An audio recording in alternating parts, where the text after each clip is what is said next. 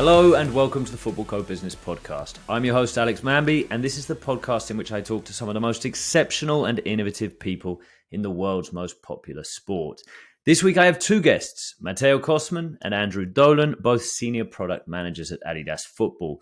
We're going to discuss both the business and creative sides of World Cup kit design, as well as looking back at some classics from the Adidas archive, which include the likes of Germany 1990 and France 98.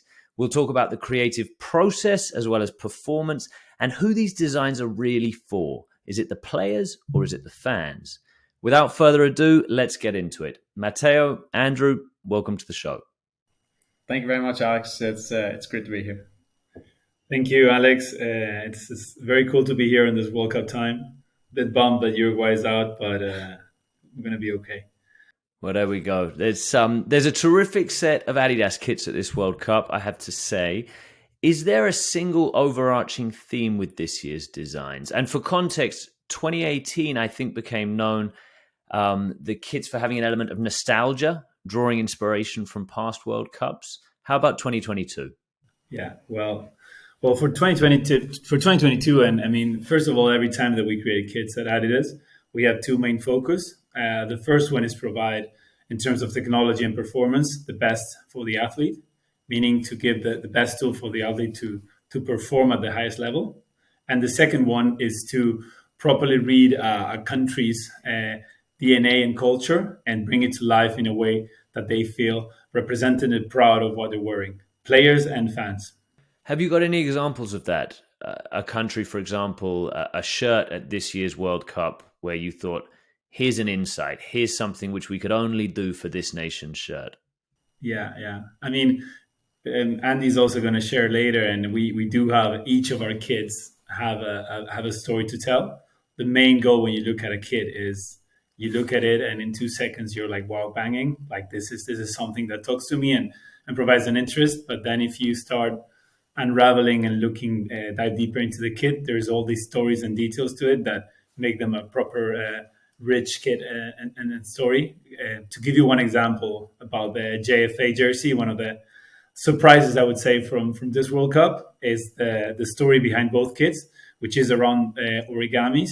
Origami is a artistic expression of Japanese culture, and basically there's this legend in Japan that says that if you create 1,000 origamis, you can have a wish, make a wish, and basically that's the story behind the JFA kits.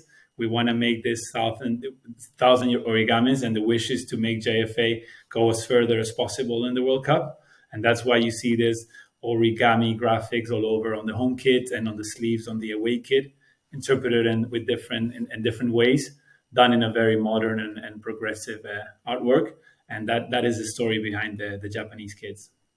How challenging is it to get that impactful, immediate, wow, I love it moment? Because for me, when I look at a kit, it's about the details. Like, you know, and for example, most kits or all kits of a single national team, particularly the home shirt, will follow a certain pattern, right? You know, you've got to play with the same palette. The albiceleste of Argentina can't suddenly play, you know, in red and white. It's baby blue and white.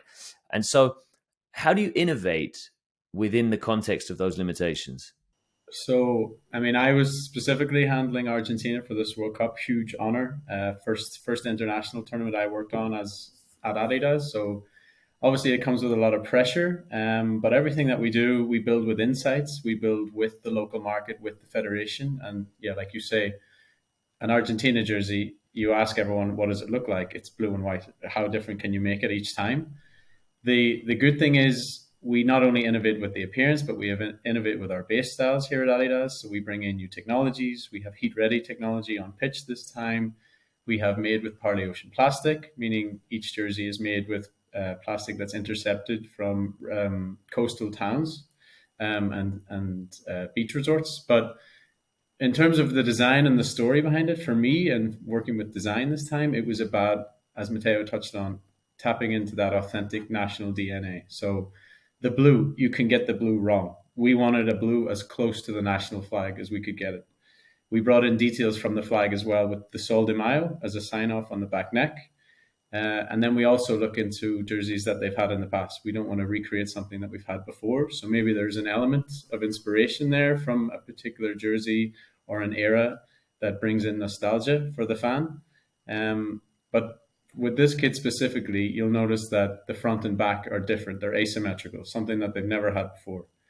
Not only is that another element of the national flag, with the back having the thin line down the middle, there's also little Easter egg details, we call. So it's maybe not communicated, but we're aware of it working on the design. So you'll see the front generally has 3 blue stripes. The back has 4 blue stripes, each one in their own way referring back to the 2 previous World Cup wins of Argentina in 78 and 86. So we know this. It's maybe not always communicated, but it's also an opportunity to create something that they've never had before and is immediately still and obviously an Argentina jersey.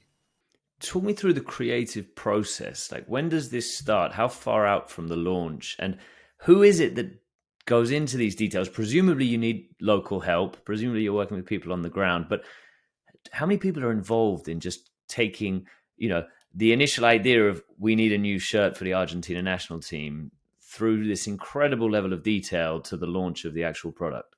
So, total number of people, because like I said, we are talking about a team that work on base styles. You're talking about designers, marketeers, engineers, local market, global, us here at Adidas Global Headquarters in Germany. The calendar is generally around 18 months from when we first kick off a season. Obviously, remember, 18 months previous from this World Cup, we're all in COVID times, working from home, lots of Teams meetings. Everything's done virtually. So whereas we would normally travel to the local market in Argentina or Mexico, this time it was all done virtually. We gather as many insights as we can from people in the market. Are there stories that need to be told? Are there things we shouldn't go near? Are there any superstitions that federations maybe don't want to touch on? If there's too much of a reference to a previous win or World Cup or goal details, perhaps some federations or markets might feel, no, that's presumptuous. Others are totally fine with it. So it's not a one size fits all approach for everyone. And yeah, you have to be as well informed as you can. We have several milestones in the calendar or touch points with the federation. And then we obviously want everyone to have a unique design. So we might have overarching themes of national DNA or progressive designs or consumers, but we also have to make sure that each is individual to the federation or the nation that we're handling.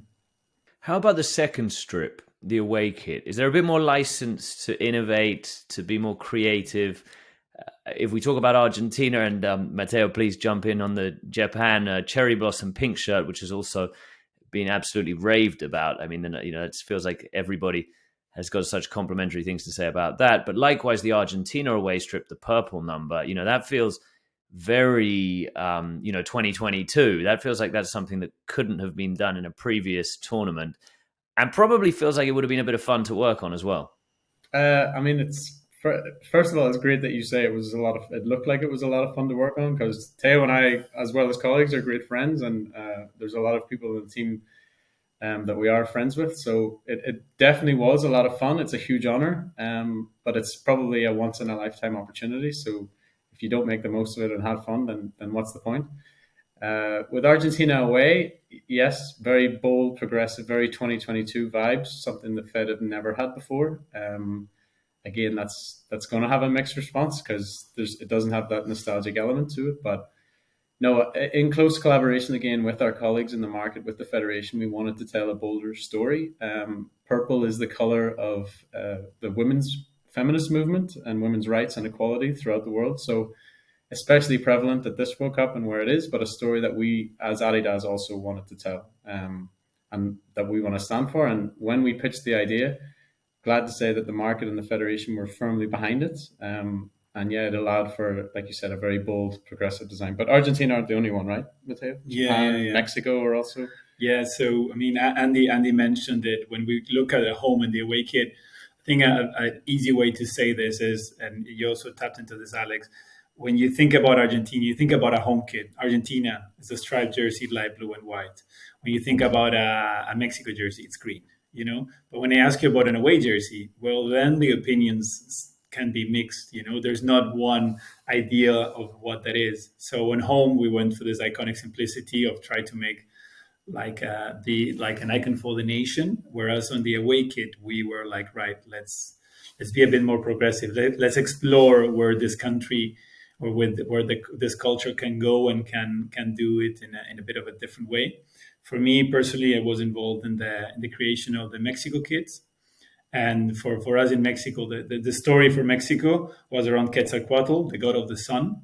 And basically, this deity has a terrestrial part and a spiritual part. And we play that in different ways between the home and the away kit. And on the away kit, we're talking about the terrestrial part. We're talking about the temples and Mixtec art. And we brought in this all over pattern that has a lot of symbolism into Mexican pre-Hispanic cultures. But at the same time, you just look at it and it's a jersey that just jumps into the eye and feels completely unexpected. And and we fulfilled the brief, and we were very, very happy with the result of how that came to life. You clearly have to work with the federations here. That's obvious that you're speaking to them on a regular basis. You're having to get approval on designs. You're even getting input from them and inspiration. This might be a strange question, but are players ever involved as well? They are involved. They're more involved when it comes to the base design and making sure that we're creating best for the athletes products so that they perform on pitch, that they're absorbing moisture, keeping the players cool, dry, and ready to perform. In terms of opinion on the jerseys themselves, not so much. We obviously don't want them to play in something they're uncomfortable in. So the federation might include a key player here or there just to get initial thoughts and include that in their feedback to us. But we don't have roundtables with players to get their subjective opinion on a design, because it's more what the Fed wants, what the market wants, what we want to achieve as Adidas. So it's different opinions from the players. Interesting fact is just to add something there, when where players get a bit more involved is when it comes to goalkeepers and colorways. There's certain goalkeepers that prefer certain colors, so we many times with the sports marketing teams, they validate that sort of information, which I think it's interesting. Yeah, I mean, they're the only guy wearing it, right? Everybody else is just one of 10, but plus the subs. The goalie's the only one. He should get a bit more in. But I remember I did talk to Rob Warner, a kit designer, on a previous edition of the podcast, and he was telling me a story of a former goalkeeper who he wouldn't name, who he said didn't like stripes. He said horizontal stripes made him look a little overweight. So the goalkeeper came to him directly and said, "Come on, don't put me in stripes again. Keep me in slimming black, please." yeah, exactly. You guys mentioned some of this performance technology, and obviously the fact that the World Cup's being held in Qatar. Even in the winter, we've seen temperatures of over 30 degrees for certain matches. Did that impact on the designs of these kits? I mean, our jerseys for the last 3-4 years now have featured heat-ready technology. So that's our authentic on-pitch match jersey, which is our peak technology in moisture absorption and keeping the players cool and dry, like I mentioned. So luckily, we're always creating best for the athletes. The fact that it's summer in Qatar and winter here, if it was a normal European or North American World Cup, it would also have been in the summer. So we keep that in mind. But we're players anyway, when they perform, regardless of the conditions, are hopefully getting warm and putting in maximal effort. So you said the temperature's higher than expected, but no, that's what we keep in mind when we're creating these match jerseys. And also, I mean, interestingly enough, again, it's just a side comment. I mean, we always added to the jerseys, we do create base styles, so tech fit, that base layers that players use a lot, long sleeve and short sleeve. Mm-hmm. And also something we've seen also a lot this World Cup, and it has been also picked up by the media, is long sleeve jerseys. A lot of players wanting to play with a long sleeve. So when you're creating these kits, where's the balance between creating them for the players?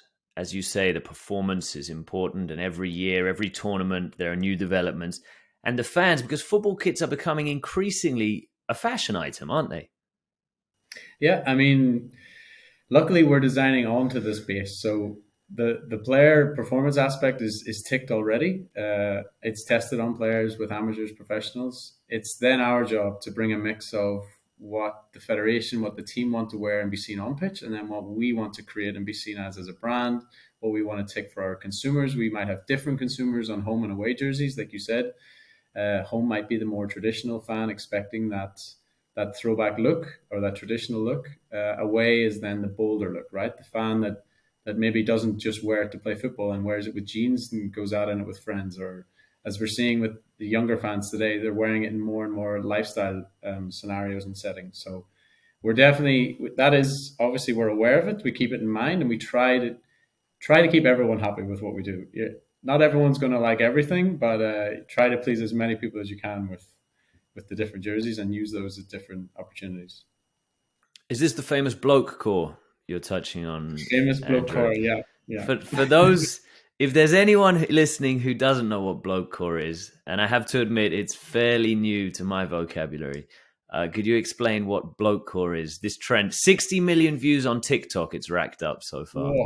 Blokecore is young people today dressing like their dad in the 90s. No, wearing football jerseys with jeans, wearing it, like I said, down the pub or out with friends, social settings, like not wearing jerseys for what their original intent was. So, trends come and go, and this is one that's very on trend at the moment.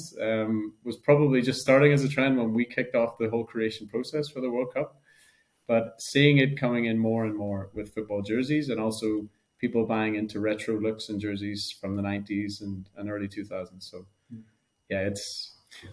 doesn't look like it's going anywhere anytime soon. It's what's important to say is we appreciate these trends, and we believe that anyone can use a jersey in the way they want to, be it performance or lifestyle.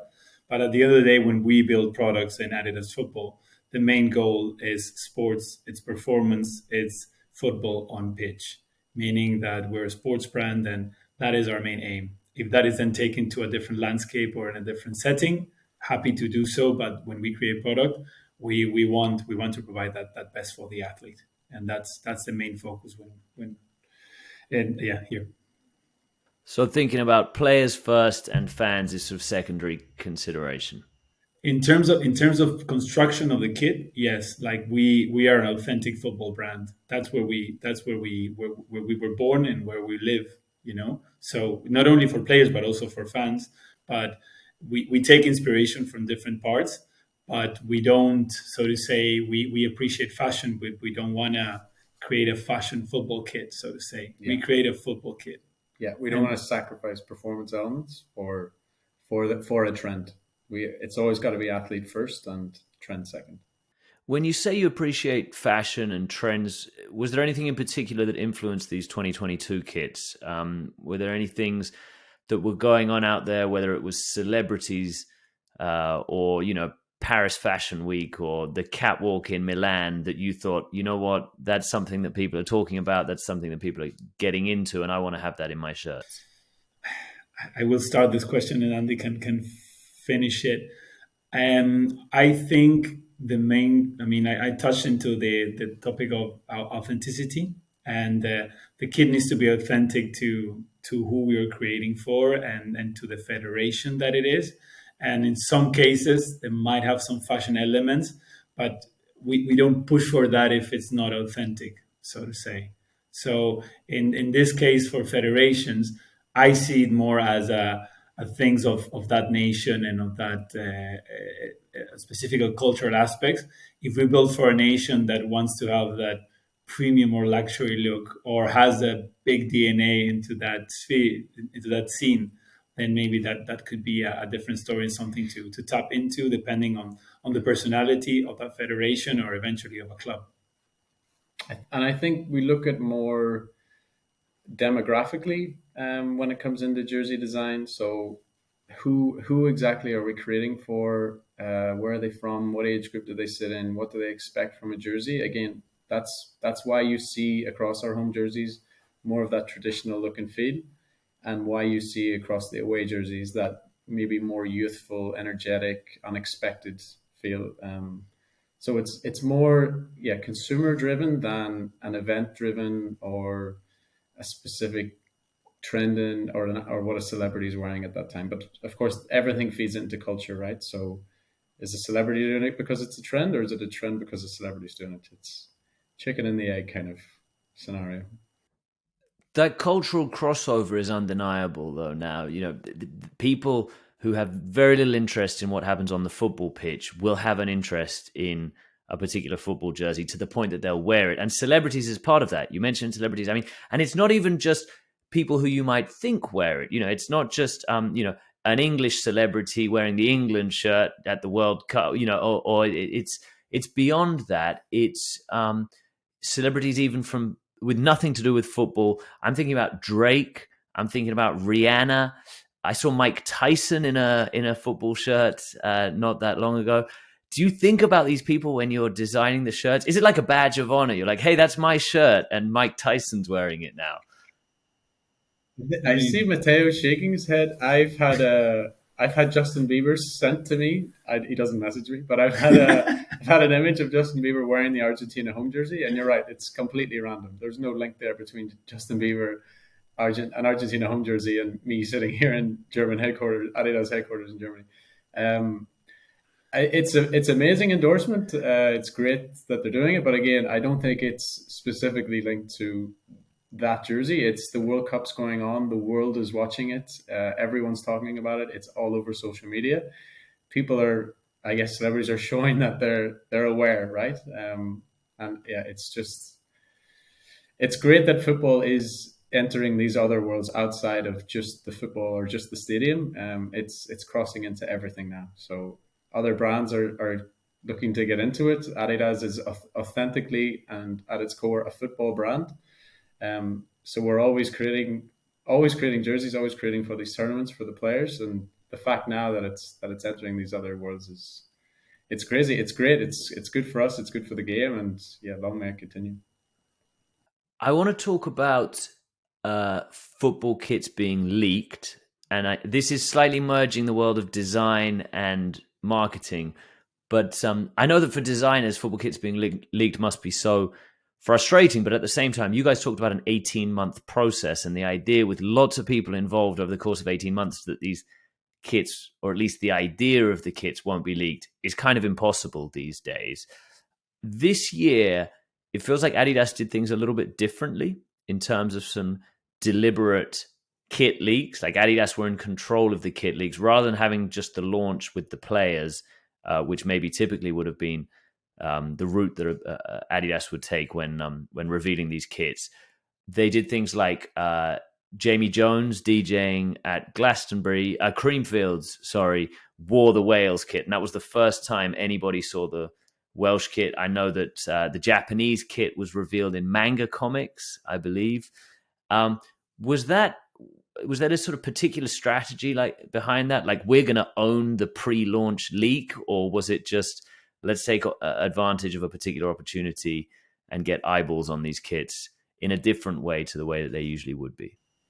I think your final line there, it's spot on. I mean, it's like you said, it's impossible to control the leaks. We have such a long calendar and timeline. There's so many people involved and so many different people that kits and designs need to be shared with.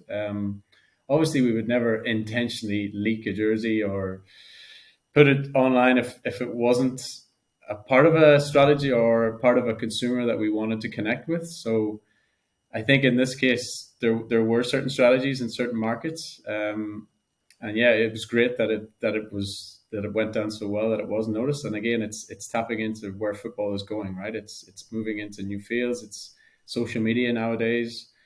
Designs are throughout those 18 months. I'm not sure how many fake or supposed leaks of the Argentina jersey I came across before you stumbled across the real one, but there's so many out there that you're constantly geting questioned on what's real. So the fact that we could almost control the narrative this time is new approach that I think took some people by surprise. Does it frustrate or delight when you see the leaked kits? Yet another Argentina one. It's wrong. It's wrong, but presumably Adidas don't come out every time and say, nope, that's another guy photoshopping away at home and pretending he's... I always respond with no comment. I get asked so many times, so as long as my answer is consistent, then no one knows what to expect. But that's also the thing; like it's entirely confidential. So even friends and family, you keep it under wraps until it's out there, and then yeah, you get sent a lot. Maybe in that case, maybe all the fake ones actually help you when the real one gets leaked, because there's been 20 different ones. You've said no comment to all of them. So, it's hardly like everybody can be certain that that's the real one. The good thing is if you get sent it and they're like, oh, I hope it's this one, and it turns out to be that one, then you're onto a winner. So. Terrific. Gents, I'd like to finish by talking about favorite kits. It's an evocative subject, I think, for every football fan. And as we've discussed with this cultural crossover, non-football fans, what for you guys are the greatest ever Adidas World Cup kits through the years? You were ready? No, I'm not even close to be ready. Also, I think we can talk about 22. We need to go back, right? Yeah. I'm gonna say, I mean, for me, it's nostalgia. It's the first you remember. World Cup '98 for me was the first one that I remember watching with family and friends sitting around. So that France kit that year, incredible that France would go on to win it. But then also from a personal point of view, it's a while since Ireland qualified for a World Cup. World Cup '94 USA. That's for me a personal highlight, and one that I've managed to get my hands on. So yeah, hopefully Ireland can qualify again in future, and hopefully it's us creating them.